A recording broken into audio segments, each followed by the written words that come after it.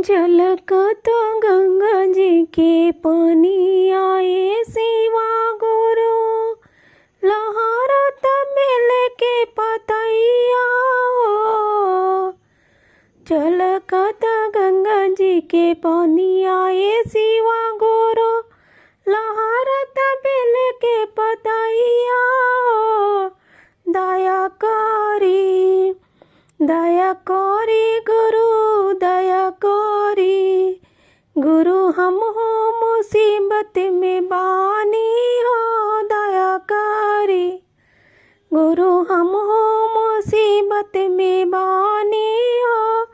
दया करी हमारा ही पास नइखे धन दौलतिया, लोगावा कहेला निर्धनवा हो।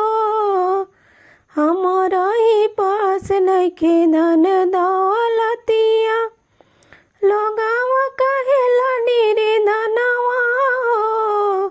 दया करी गुरु, हम हो मुसीबत में बानी हो। दया करी झलकत गंगा जी के पानी आए शिवा गुरु, लहरत बेल के पतैया हो। दया करी गुरु, हम हो मुसीबत में बानी हो। दया करी हमारा ही पास नइखे कवनो ज्ञानवा, लोगावा कहेला अज्ञानवा हो। हमारा ही पास नइखे कवनो ज्ञानवा, लोगावा कहेला अज्ञानवा हो। दया करी गुरु, हम हो मुसीबत में बानी हो। दया करी झलकत गंगा जी के पानी आए शिवा गुरु, लहरत बेल के पतैया हो। दया करी गुरु, हम हो मुसीबत में बानी हो। दया करी दिहले हरेंद्र भैया 3 गो सुतारावा, हम हो धर्म धयनवा हो।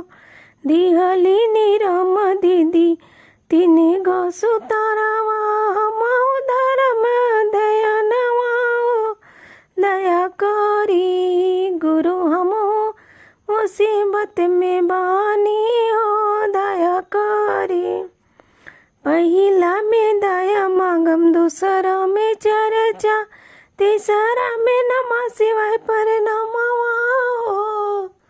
पहिला में दया मांगम, दूसरा में चर्चा, तीसरा में नमः शिवाय परनामवा हो। दया करी गुरु, हम हो मुसीबत में बानी हो। दया करी।